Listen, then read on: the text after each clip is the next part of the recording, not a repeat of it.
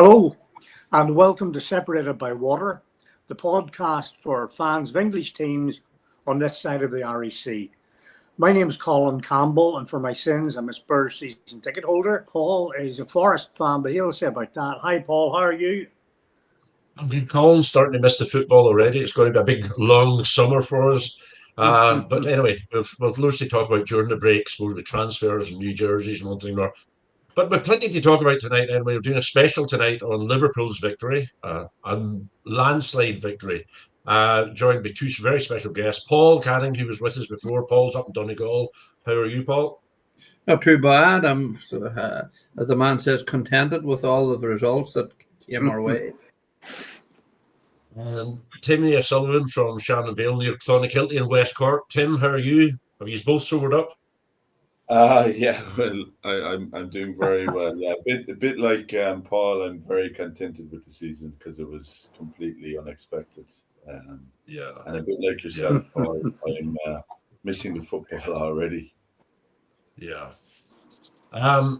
Okay, well, we'll review last season, preview next season. Was it a fluke? Was it taking over Klopp's dynasty that made him win it? We'll wait and see. Anyway, I think it's just be apt, before we start on to talking about the happy things, we'll maybe refer to the events that took place at the Victory Parade. Colin, maybe you want to go into that there. Yeah, I think it's important to say that there's one serious issue we should address. We had mentioned it last week on our podcast, but it's particularly pertinent because, Tim, you attended the Victory Parade and obviously became aware of the tragic. Please give us a reflection on it, from your perspective being there, what it was like. And maybe I then ask both of you, how does the club move on from this? Tim? Okay. Yeah, so it was obviously a very joyous occasion. I could not get over the amount of people around Liverpool that day. It was like thousands upon thousands of people. Where I was staying was a place on Rodney Street, and I took a direct line from there over to Islington, which is a very long road that leads into the Liverpool city centre onto Hunter Street. Yeah. And there's a big junction there, so I parked up there, shall we say, and I was there in good time. The crowd started to get bigger and bigger, and it was absolutely incredible. And there was one thing that did strike me. I couldn't believe that there was traffic still on the road.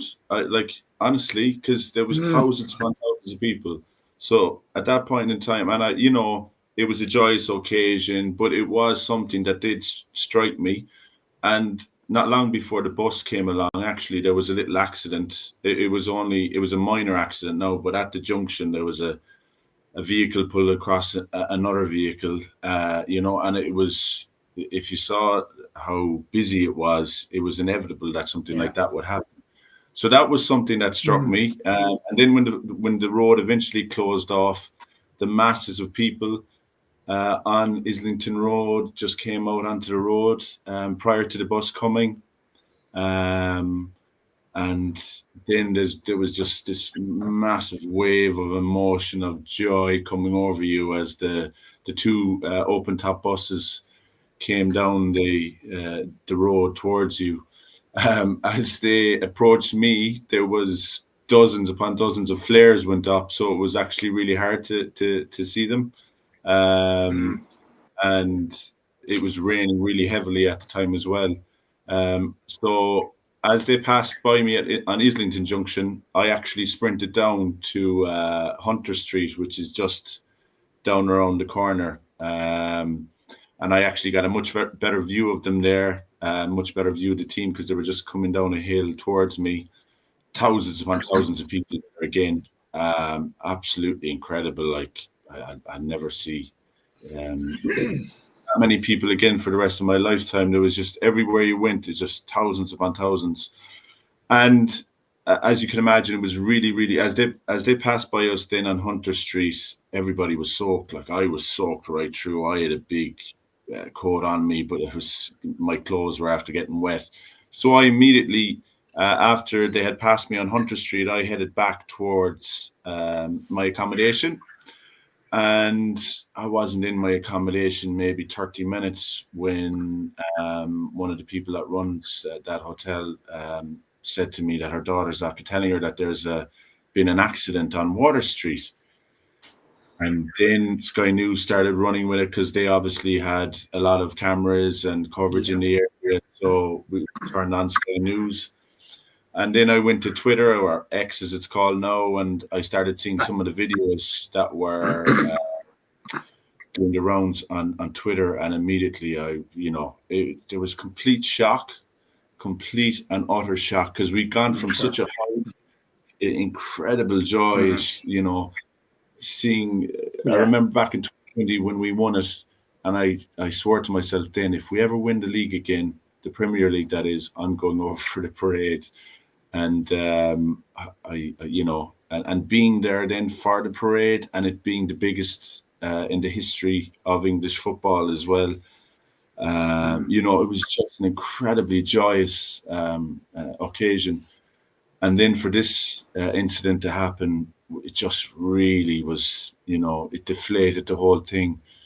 Not long after that, then there was a husband, or a father and daughter, and a son who had been on Water Street. They came into the building, and the emotion, the daughter especially, because she'd seen the accident, she was devastated. That the son, who was around my age actually, he was crying as well. And you're seeing grown people that emotional after witnessing something as traumatic as that, and it was just, it did certainly put a massive, it deflated the joyous occasion that it was, and then of course we all waited for the news, because initially it looked obviously really bad that there was possibly fatalities.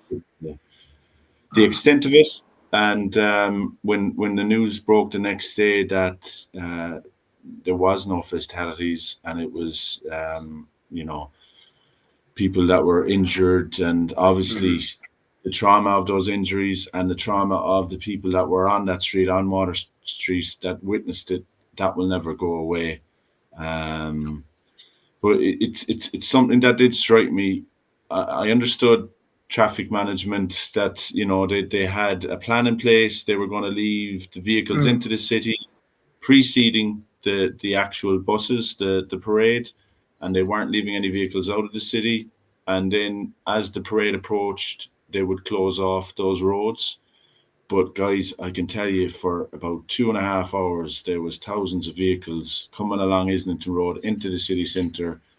And I'm not sure about the traffic management of it all, really, to be honest with you. I understand them driving that vehicle, tailgated an ambulance down that road, and why that particular individual drove down that street knowing that there was going to be thousands upon thousands of people coming against him from the Strand area as the parade had finished, and especially as he's such a local gentleman as well, or person.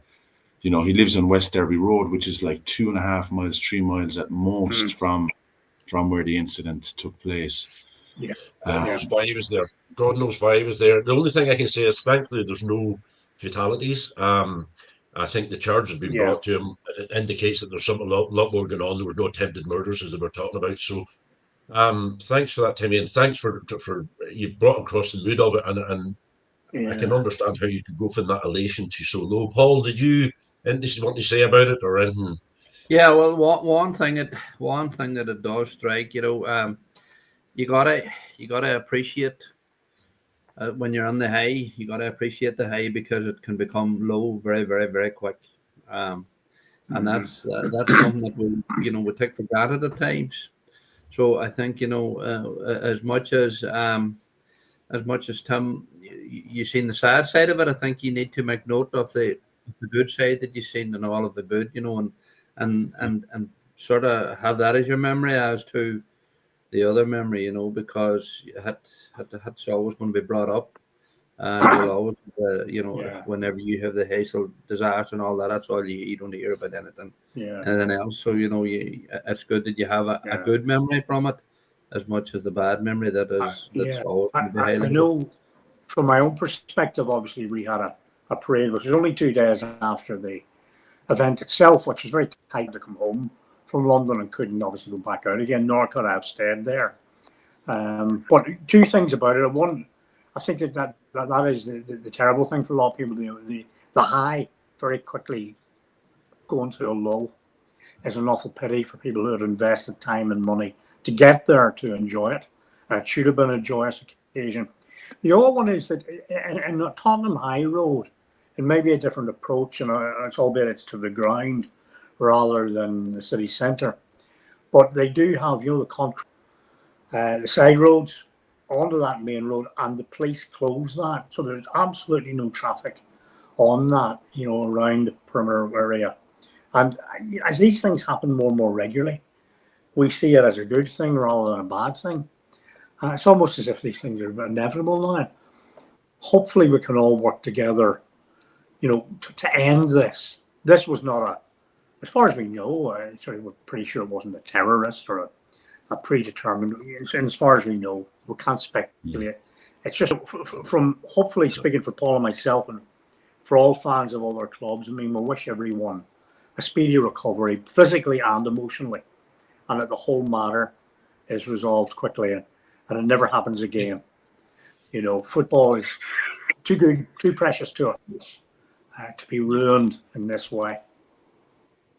Okay, well, we'll put it aside for now. We'll not forget it. It will not be forgotten as the Heysel, as Hillsborough. None of that's ever forgotten. So we'll just put it aside for tonight, and we'll move on to maybe Just a quick question for you: Is there will there be in the near future? Will we need traffic management for Nottingham, or is it a few years away yet? No, we're still celebrating scoring the only goal against you, or winning the only game against you. So we don't need traffic management. I think what just yet. happened, Paul, what happened was the Nottingham police accosted a group of people climbing over the wall at the city ground, and they made them go back in and watch the rest of the match. I think that's what happened. However, on that note, and we have lightened it, thankfully, which is what we intend to do. Okay, into the Liverpool experience. I'll ask you the first question of the night.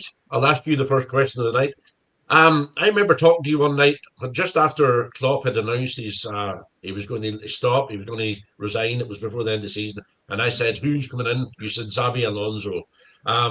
You didn't get Alonso. You got Slot. What was your first impressions when you heard you were getting Slot, and what were your expectations for the season after he'd signed as manager? Okay, so I suppose first and foremost, I'll be completely honest. I didn't have much knowledge of Arne Slot, his coaching methods, what kind of a person he was, but I do have a lot of faith in how Liverpool Football Club is run. And there's two words or a phrase that I mention quite a lot: due diligence, and I have the utmost faith in the likes of Richard Hughes in terms of buying players, in terms of any appointments that go on within the club. So, and obviously, as Paul C will testify to, and as everyone knows, Liverpool fans are kind of a very loyal bunch. So,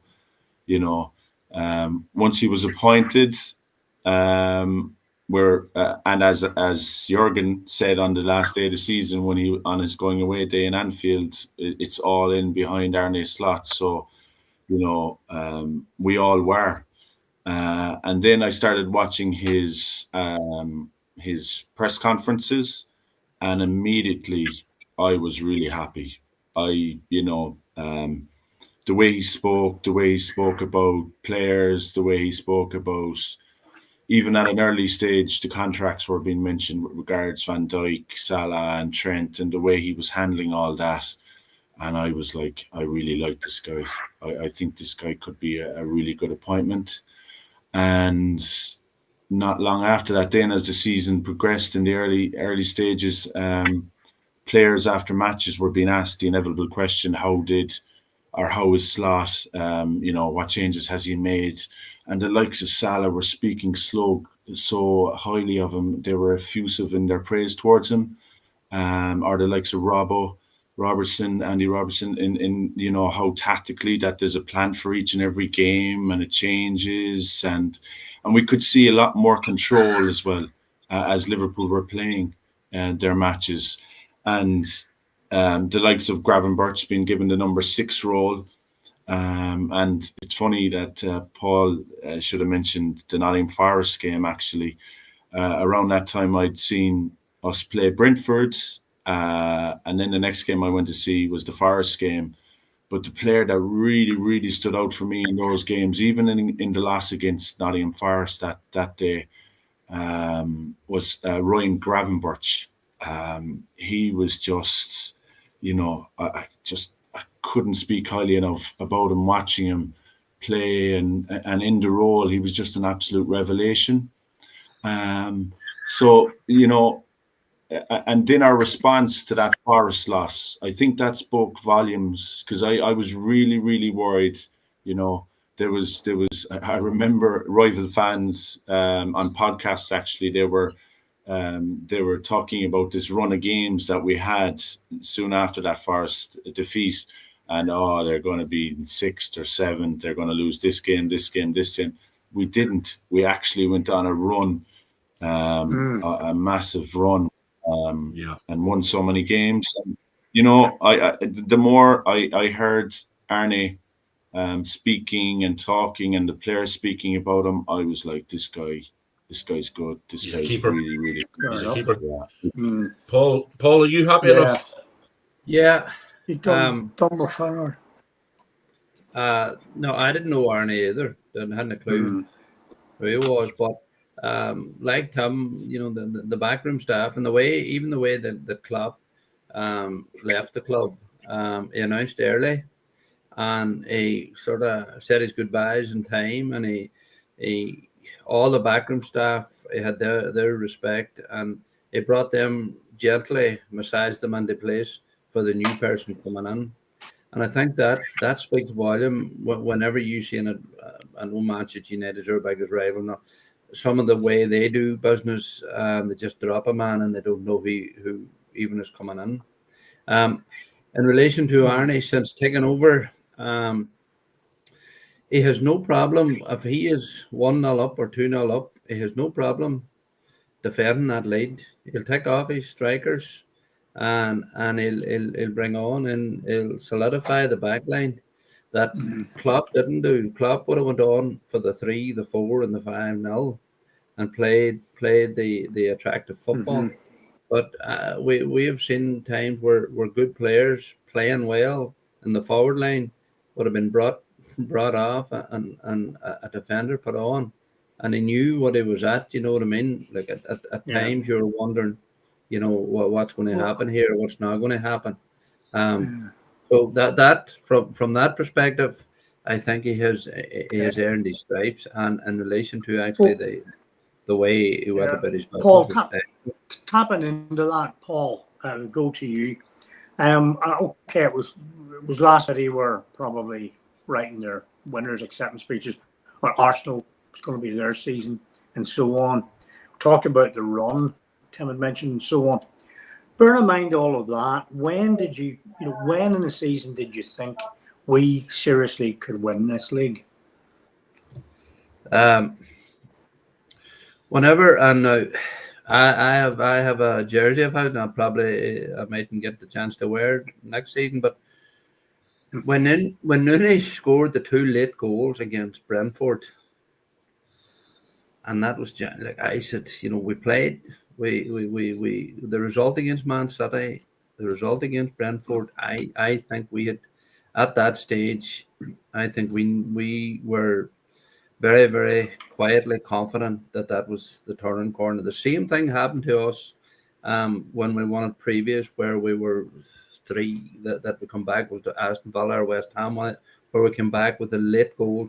Whenever you get those late goals at the proper time, I think your name's on her. And I think from there on, everybody else dropped away and got at that time Arsenal dropped points after the Brentford game. We would come back, and Arsenal then went out and dropped the points, and all of a sudden the gap just opened up. That gap never closed at that point in time. So I felt at that stage that we were moving in the right direction. I thought we were going to win it from there on. Brentford game then. Nice feeling, I imagine, to have. And it was. I think it was like a lot of the neutrals would have been saying, "Oh, worst league ever," because it was over so early on. But as a Liverpool supporter, it was the greatest league ever. You know what I mean? Because we were, this nonsense that people go over saying it was the worst league I of the year, that. just because they played badly. Every other team did not that they didn't play badly. They didn't play as well as you did. I don't accept that it's the worst league of the year. Yeah, I mean, there's an argument that this league's stronger because you have your Newcastles, your Brightons, your Villas, your Brentfords. I know you're strong teams. And they're there, and they were taking points off other teams. Maybe not necessarily Liverpool, but the Arsenals and the Cities were dropping points. So you can only beat who you want to beat. You look at, the way I look at it is people are saying to me the Europa League Cup final was a terrible match. I don't care. To me, it was a brilliant match on the trophy. So a supporter's perception is always going to be different to neutrals. And the way I say to the neutrals, well, if you're not enjoying it, turn off and watch something else. So it's Exactly. Liverpool's, and good luck to them. So, guys, we'll go to the favourite players of this season. Or Colin, you do that one. You do that one, actually. Oh, well, I'm going to ask you, the both of you, just to sort of say, give me your 3 players of the season. I say 3 rather than 1 because it gives you a wee bit of room to experiment a wee bit or expect. Sometimes, everyone talks about goals. But, there are 11 players on the pitch here all doing something. Tim, we'll start with you. Give us your 3. Well, obviously you've got Mohamed Salah. His stats are just off the charts. But I'll go elsewhere. Not bad. Yeah, I'll go elsewhere. I mentioned him already. Ryan Gravenberch in the defensive midfielder role because it was a problem position for us. And the way he consistently gave 7, 8, 9 out of 10 performances in games, and his ability, he's got this wonderful ability when he takes possession that he rolls the players that are marking him and he goes through the lines, which creates havoc, breaking through the lines of the opposition teams, and his athletic ability then is just he's just got a massive engine and a great attitude as well. Okay. Becker in goal. He's just world class, because as Paul C will, and as everyone else knows, for decades we didn't have a goalkeeper, world class goalkeeper. We had keepers like Mignolet, Karius, So when you get a keeper like Alisson Becker, you really, really appreciate him, because he's just so solid, so solid. And when he's out, obviously when he was out injured for a period in the season, we had the great Quivin Kelleher. He was an incredible replacement. But immediately on Becker reinstatement to the team, back from injury, he's just so good. So good, his performance at PSG in Paris was just out of this world. Like some of the saves that night were just insane, so for me, Becker, Gravenberch, and the other player I'll mention is McAllister. I just love McAllister. I think he is a Rolls Royce, a little Rolls Royce of a player. The way he that's 4. That's 4. Oh yeah, but yeah. I know. I was saying Salah, but Salah is obviously going to be everyone's favorite. Okay. Over to Paul. Free pass. Free pass, Salah. Yeah. Paul, what about you? Yeah, well, Similar. I would have. I would go the Van Dijk, the Salah, and the Gravenberch. Yes. Yeah. Again, and the in relation to Becker, fantastic goalkeeper. But whenever you were, if you had the choice and you said, right, we're starting against whoever, and which player do you not want on the team? If you were to, once you'd be missing Van Dijk, you'd be saying, we could struggle here. You need Van Dijk. He at times, or a person bits him on the left a lot of the time, whatever way he's caught, but he's a leader, and he does it. He's like the Alan Hansen of old. He could do it wearing a suit, and it just has that presence, and it has that turn of pace too. You know what I mean? Yeah. The term I heard was he plays with a smoking jacket on, And I do remember one instance a few years ago when under Pochettino, when Spurs were right up there. It was one each at Anfield, and we broke away. Sissoko, unfortunately, had the ball and he was running with it, and Son was breaking with him. Now, Van Dijk tracked back, but what Van Dijk did was he did not commit to Sissoko. He kept equidistant between the two of them, and Sissoko couldn't get the ball to Son, which of course was roosted. Do you remember that? I looked and I thought, well, he'll not tell you the exact words I said. You can imagine those. But I played a wee bit in defence myself. I appreciate defensive play. I just applauded that because I loved, I just admired what he did. It was all brains. He says, because Sissoko was looking, agitating the try, but he just stayed in between them. Now, Son could have dropped back, who knows? But it was an amazing piece of defensive play without even having to touch the ball. So, I like him. I think he's been a great player. Yeah, a message in there from Zane. United won many titles with over 10 points. So does it mean that they were born as well? Yeah, they did. They won many, and it is. Yeah, they were. They were all born. Every one of them was born. Yeah. Yeah, exactly. Well, it was born for me anyway. Paul, you're already doing some business. Florian Wirtz, if I pronounce him wrong, strengthen your midfield. Milos Kerky, is it? Left back. Where else do you need to strengthen up, or have you heard any other rumours of people coming in? Where did Kelleher go to, by the way? Where did Kelleher go? Brentford, I think he's going. Brentford. I knew he'd moved on, but I didn't know where he went. Sorry, Paul, I interrupted you there while you were just about to answer the question. Sorry. No, well, I think we need an out-and-out striker. I think we do need to invest in that. I liked Nunes when he came, but unfortunately, he's hit too many bars and too many posts. He's unlucky.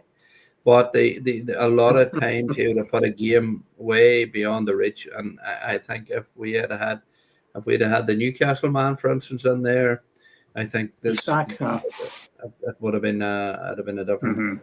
Have been a different outcome completely.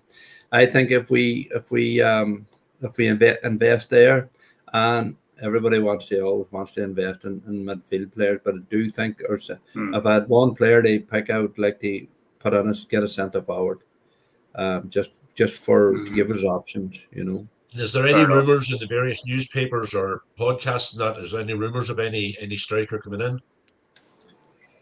No, you see your podcast, you mean all these social media and stuff like that, sure, Lord save us if you because you're tied into Liverpool and that you're always getting the Liverpool news all the time, and Lord, it'll break your heart. Yeah.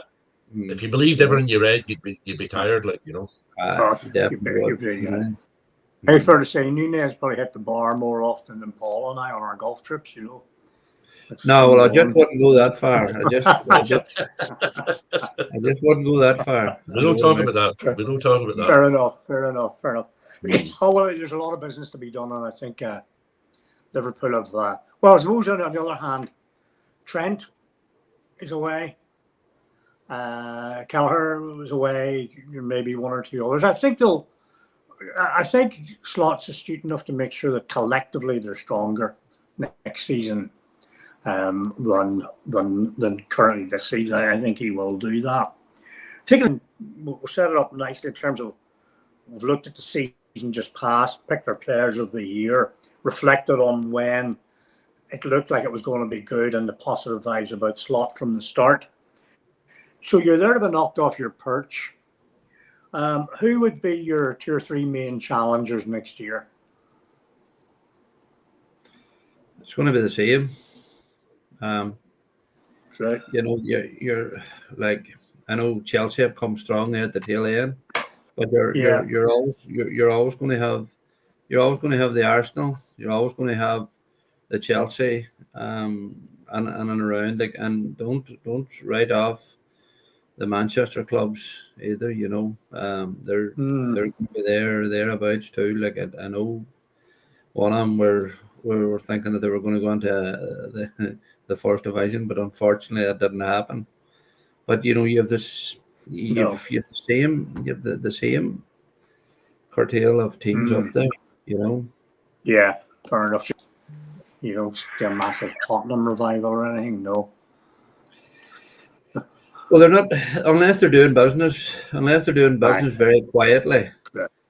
They're not doing any business, you know, and that's.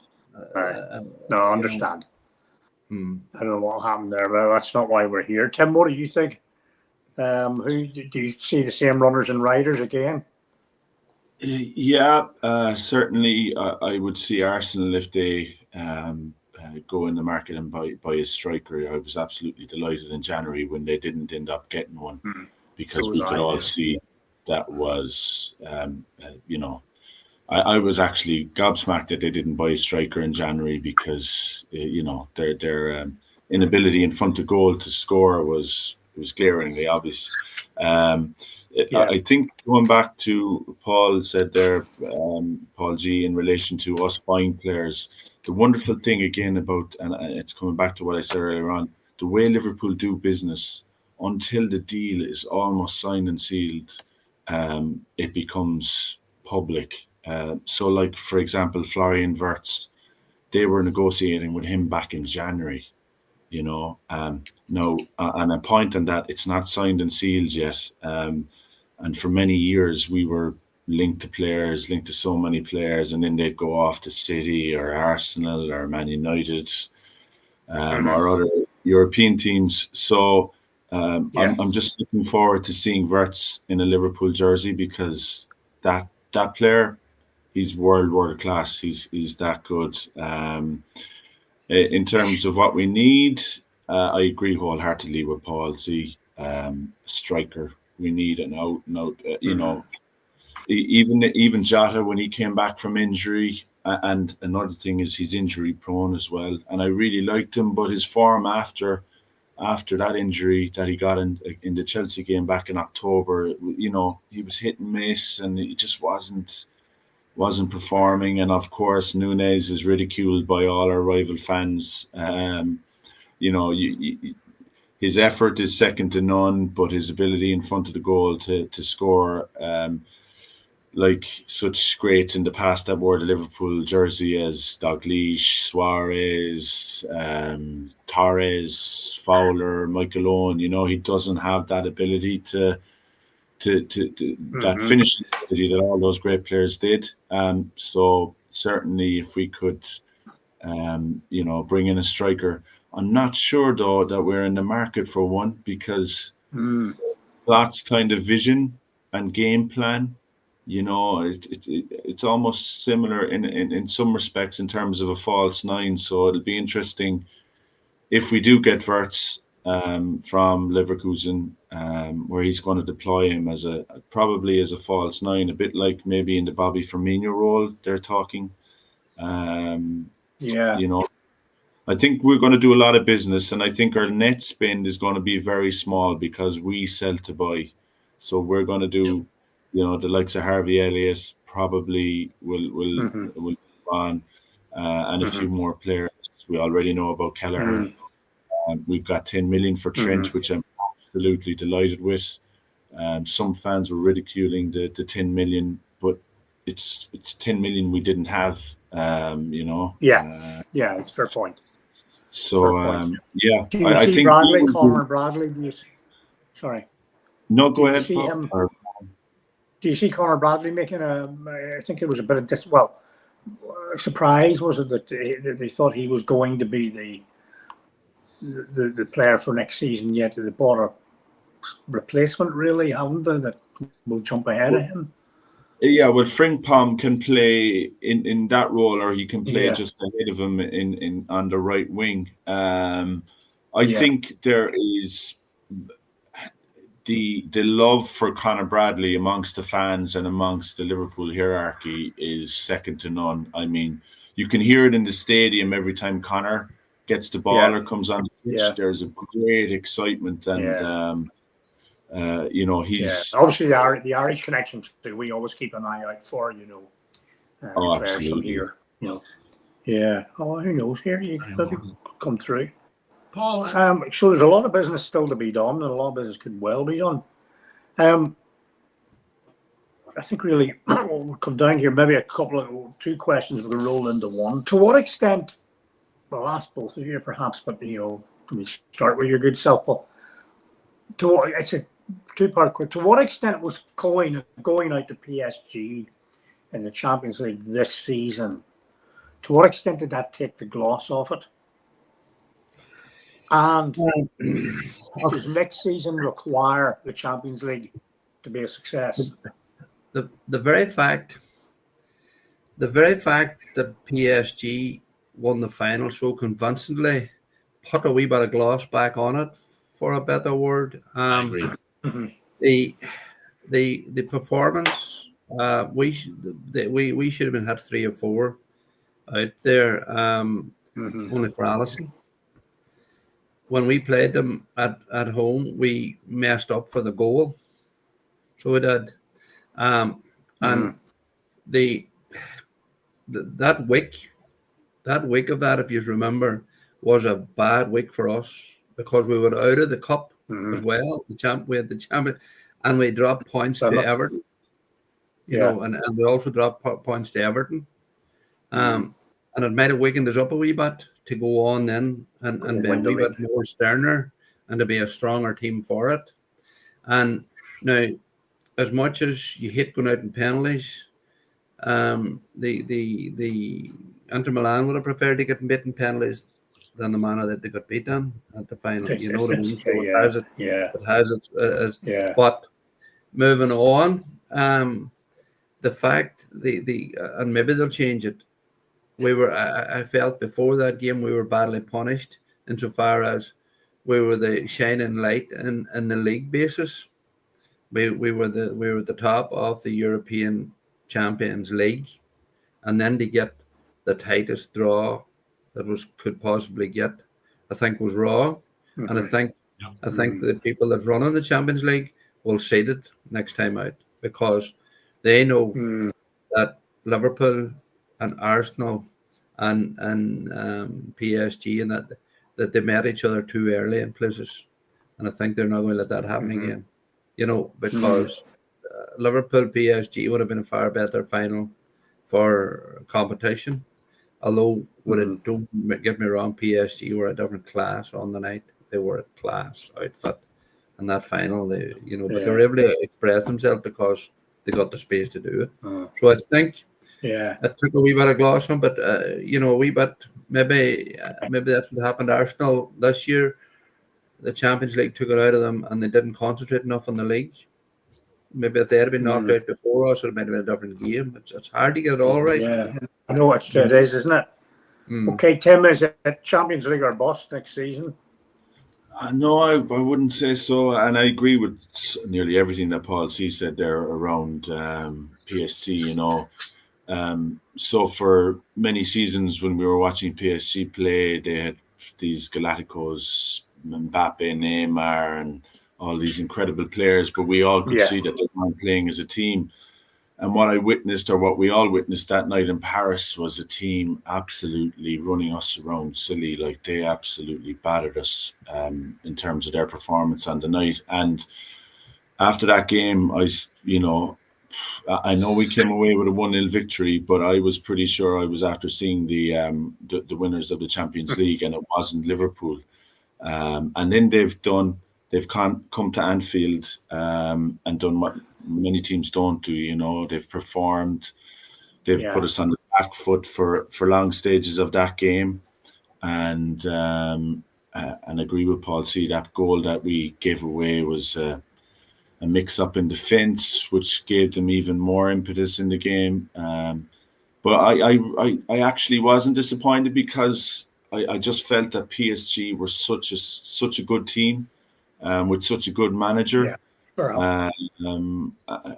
I was, and Paul C touched on it. You know, we topped the blooming Champions League, and in our next game we were playing PSG. You know, I mean, that's absolutely ridiculous. The champions of France, we were playing in the road 16, and that was our reward, you know, for coming first. If we'd come second, we would have, you know, it's quite incredible. So that's something that definitely I understand. In terms of taking a glass I don't off, think UEFA. Well, probably did. Sorry, but in terms of, I think you that some of those clubs would finish so far down that table. You know, City, Real, and PSG was falsely lower than they anticipated they would be. You know, and I don't know what they're going to do for next season. Do not know. Sorry, you were going to say about the gloss. Oh yeah. No, so for me, losing in the Champions League obviously was disappointing, but in terms of taking the glass off the and Champions League or bust next season, I wouldn't agree. I you know, winning, as the great Bill Shankly said, winning the Premier League or winning the league title was Liverpool's bread and butter. You know, and it's the holy grail. I'm sure Paul C will agree with this. The Premier League, exactly. If we just win the Premier League next season again, absolutely, because to any Liverpool fan, it's the holy grail. It's the one we want, and as the great Bill Shankly said, it's our bread and butter. Yeah, and I had you know, I have to say, after watching that European final the other night, after watching PSG, a few things that I observed, and it's Galacticos, they're gone. The manager came in and he got rid of all of them, and he said, "I'm building a team. It's not about one individual or two individuals. I'm building a team." And I remember meeting up with you, Timmy, one night on a Thursday night, and you said to me, "They're frightening. PSG are frightening," and they are frightening. They're taking Pep Guardiola's method of football and they're putting it in the bin and they're going again. They weren't scared to lose the ball. They were going forward all the time. They weren't scared to lose the ball. They come back, they backed up, and away they went again, and it was refreshing. And I have to agree with you. I think their name was on it all day long. I don't think that anybody had an answer for them this year. And maybe for many years to come, if they keep on building on it and they keep the mythology that they have and the structure of the team and the belief that they don't need big superstars, they don't need the Messis, and they've got a good structure of a team there. Yeah, but I don't want to always come back to the Klopp thing. But I think it would be remiss of us. And just before I do that, if anybody wants to come in the comment section, please do. Anybody who's listening, please like, share, and subscribe to the channel. But join us in the comment section, ask us something, in case Colin and I maybe don't have questions. But the slot and the Klopp thing is going to be answered. And Colin asked there, do you need Champions League next year too? But does Slot need Champions League football next year or to win the Premiership? And I don't want to hark back to the same thing he did. Bread and butter at Premier League is, but does he need the Champions League to prove that he's on his own? He can go out and do it with his own team. Timmy? Yeah, it's a good question, Paul, but I don't think so. No, obviously the Champions League is the pinnacle. It's the elite in the game in Europe. And, you know, we've been lucky under Klopp we made 4 European finals under his tenure, and they were amazing times. Pardon? Was it 4? Yeah, just counting back there. Well done. I think it was 4. Yeah. We had Seville. It was certainly 3. Sorry, it was probably 3. Madrid twice. No, it was 4. Yeah, it was 4. No, I wasn't challenging you on it. I was just saying, wow, I didn't realize. I know you weren't, but you were. No, not at all. It's all good. So we lost to Seville. We lost to Madrid twice. The second one was Courtois' final, and then we had Spurs in the middle there, as Panel will remember. It is a very good question. I would like to see progression in terms of the knockout stages. I'd also like to see them, and we touched on it already, change the format in terms of if you've come top, then and I understand that there was a period of time when City, PSG, and teams like that, strong teams, were going through a loss of form, and they came strong towards the end. I just think what we need to see from Slot's team next year is more progression. I think our performances towards the latter half of the season, even prior to us, clinching the title against Spurs, our performances started to wane somewhat. Fulham away was one performance. There was a few more. So the likes of these players, hopefully we sign Wirtz, and that's done and dusted shortly. You got Frimpong coming in, who is all pace, great attitude, great player. Kirkes, another man with a massive engine, strengthening our left wing, and I think that's an area actually that Slot uses a lot. He uses the wings to attack, so and with pace as well. Paul, if he brings in them players, will that be his team then? Will that be Slot's team, and Klopp will be in the history books then? Yeah. Well, the first thing you would say, about Slot or Klopp, it's a wee bit like when you'd be on the pitch trying to pick a good player, and about who would you not want to play against you, and if all of a sudden Arsenal said that they had a new manager, and they had to pick between that they were taking Slot or Klopp, well, I would like them to take Slot at that stage, because I wouldn't want to play against an Arsenal team or a Forest team or a Spurs team or a Chelsea team that Klopp had had a season with, because he brings so much energy to the fans, he brings so much energy on the pitch, and he has that attacking. He brings pace, and the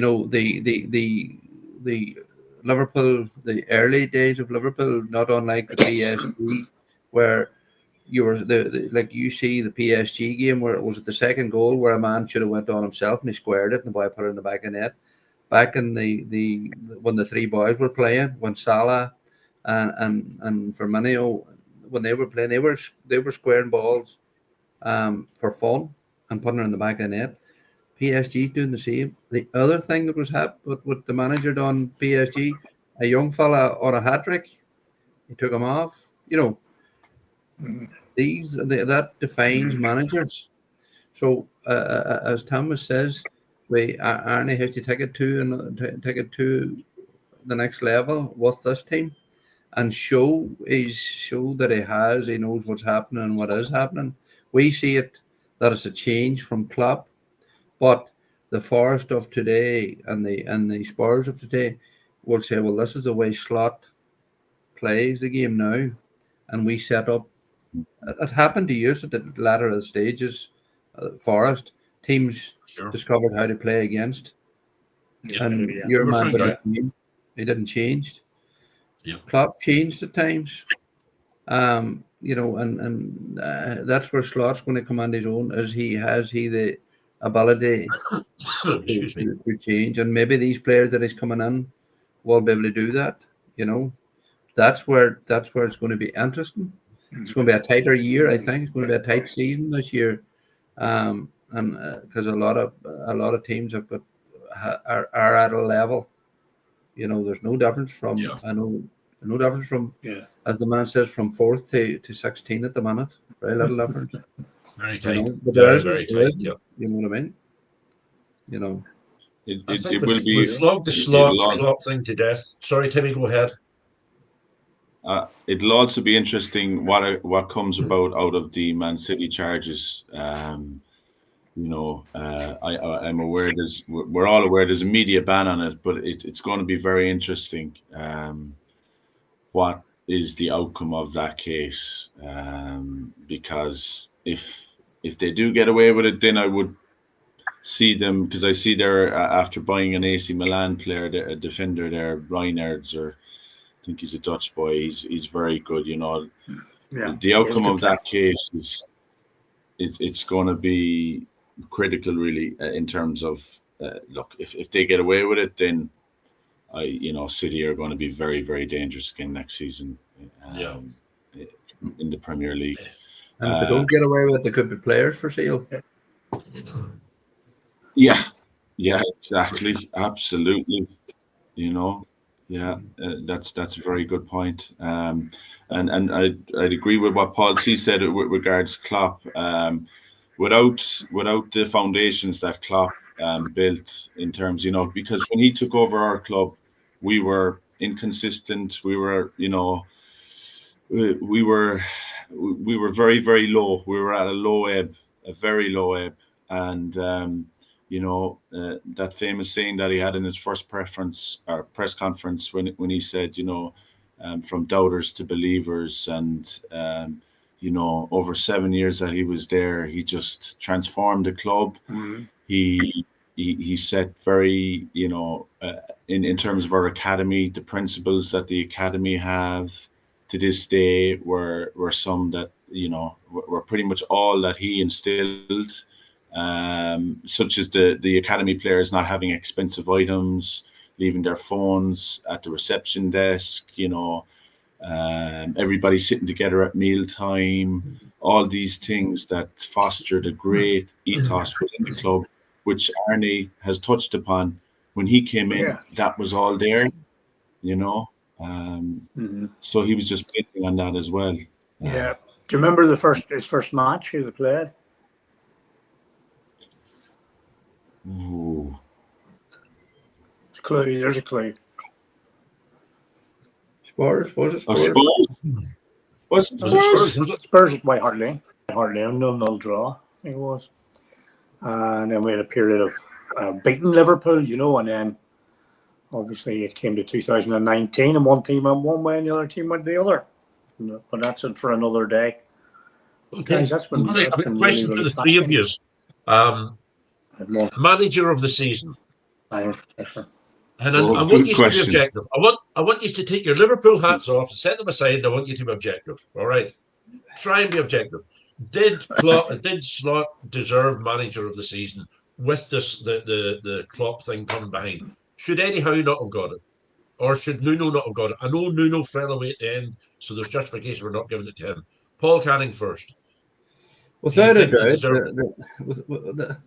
the team that won the league won without it. Like, no matter what, no matter who wins the league in any division, has to be them. Like, it's week in, week out, and the expectations that was there, and it exceeded the expectations. But he could have easily have been, you take managers that has come in. I'll keep referring to United. You keep managers that comes into United. Well, Arne Slot could have flopped the exact same. It was easy. Yeah. So he kept his feet on the ground, and you have players that plays for managers and our rivals Everton with what they call them coming on there too, done a good job. Like, there are a lot of managers. Your manager in Forest done a good job.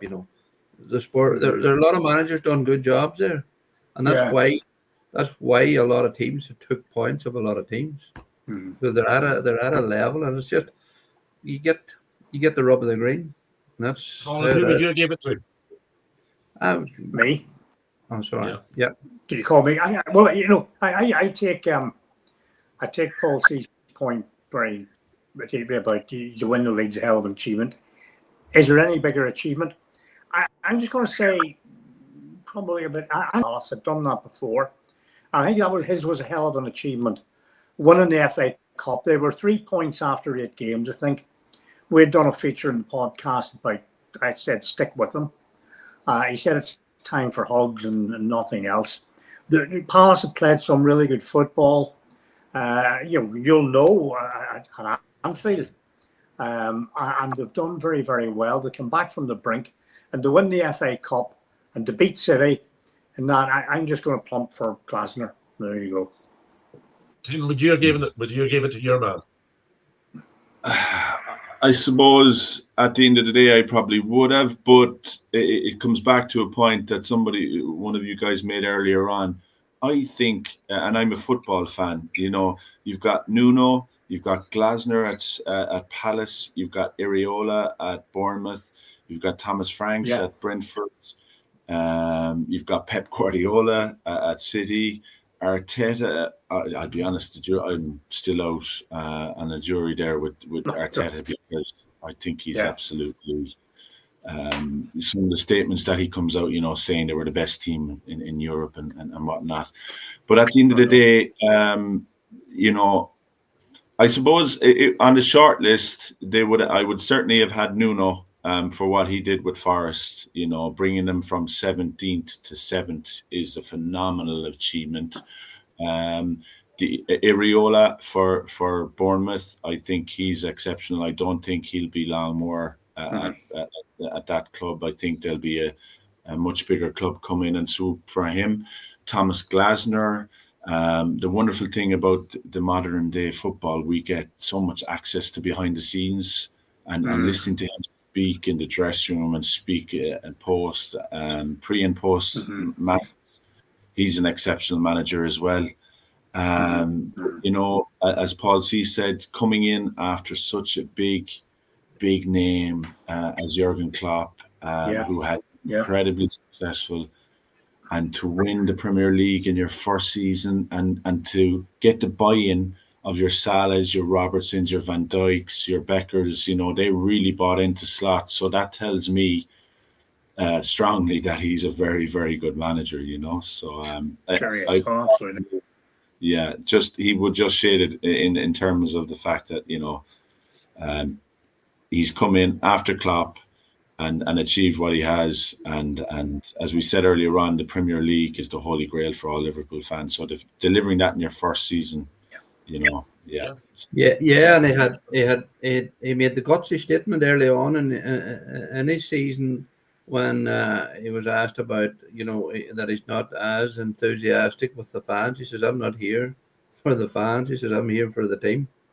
That's a big, and if he had a few poor results, the fans would have told him where to go. But he had the ball. Very quickly, the fans could have turned on him in them circumstances. And he had no bother saying it. And that's just, look, you know what I mean? Who's yours, Paul? Paul Gold. Me? Well, I'm going to take my Forest hat off, and I reflected after the last time we were asked. I would have to say it would have to be either Slot or Eddie Howe. Considering that he had a period of sickness, serious illness in the middle of it. He went away, come back, and he picked up where he left off and drove on with the team. I do think Nuno was done an exceptional job. If we get Champions League football, or if we'd even get the Europa League, which might be in the balance now, but I can't see them taking it off Crystal Palace. We'll just have to wait and see. Although I'll guarantee you, if it had been Forest that had done that with owning two teams, we would have been kicked out of the cup. There's nothing sure. Marinakis would have been kicked out, but we'll just wait and see. I think that they should be moved down into the Conference League and moved out of the thing. But I would have gave it to Slot or Eddie Howe. Okay. Suppose one last guy he said second year mate, and he that was a big thing to say for big hands, but he did. He left it was Colin, but I think his test is going to be next year, and he can't be lying down at the bottom of the league and winning a cup somewhere. That's why I didn't go for him. I think the league form of Spurs League form was appalling. It was unacceptable. So that's why my vote went to Glasner. If he'd been top 10, if he'd been top 10 and won that cup, I would have said he'd be, it would be acceptable. 10's not good. So that's a debate for another day. Top 10's not good. We've accepted it is nonsense for far too long.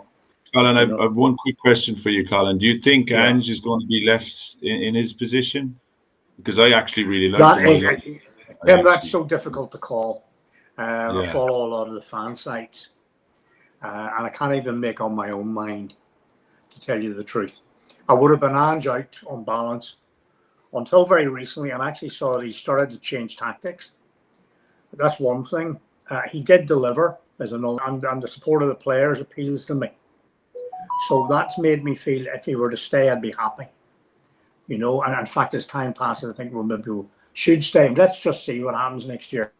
I think Spurs need an injury-free period, to be fair to all concerned, because when they play with their first choice back five, they're a much better team, you know. Yeah. That's a huge point. Guys, from me. What a lot of people say, I'll just mention one thing. People forgot that Spurs were absolutely decimated by injuries for most of the season. You know, Van de Ven and Romero are two huge players, and they missed and Donegal. And I mean, to play in the final, we had our three most creative players weren't available to us, and Son was crocked. But Madison, Kulichevsky, and Bergvall were none of the three of them was available. Son was crocked. You know, he wasn't the player that we needed. And that's not to mention a whole stack of other injuries, Odegaard and so on, you know. So we did very well from that point of view. Yes, Ange will be there next season, certainly in August. Guys, we've run over our hour, which we always try to avoid, but that was very interesting. I want to thank both of you very, very much. Thank you very much. Both have a good insight into Liverpool and football in general, and thank you very much. I'm very grateful. I've been torturing Timmy to come on with us for a long time, and Paul, thanks for coming on the second time with us. Very, very grateful. Yeah. And that's suffice to say. Have you anything else you want to add before we go? Any Timmy, first of all, do you want to add? No, just thanks for the invite, Paul and Colin, and I actually really enjoyed it. It's interesting listening to different perspectives and views and opinions, and I enjoyed the show as well, actually. Thank you. You know, Likewise, I want to thank you as well. And I think the Republic ladies are playing down in your neck of the woods tonight, are they? They won 1-0. I'm watching on the side. Oh no. Just a little bit of other information for you. Before the end of this month, I will be the mayor of Donegal. So, congratulations! I'm delighted. Congratulations. You'll have to book me earlier in advance, Paul, for next year. We send and on. Congratulations, Paul. We have the mayor of Donegal. I'll come with the chain on and look. Come on with the chains. You have to give us an appearance, with the chains on. No, I'm delighted for you. You deserve it. You deserve it. And you don't have to say that. Port Salon. Port Salon at the weekend, Paul. Having a few beers in the stores and a few bags of crisps. So we'll hopefully we're down from Thursday to Sunday. Plan to be down in the near future as well. No, I personally, I know you worked very hard, Paul, and it's well deserved, and I'm delighted for you. Congratulations. Colin, have you had to add before we go? No, except thank you both of you. I really enjoyed that. Yeah. Input was amazing. So we'll see you next week. Next week we're doing Chelsea. I'll just say that quickly with Derek Campbell and Daniel Kofi on. Daniel Kofi will diminish the average age of our contributors by 50%, let's say. So we will see you next week. Thank you very much for joining us. Thanks, Paul. Thanks, Tim. Thanks, Colin. Stay safe. Thank you very much. Thanks, guys.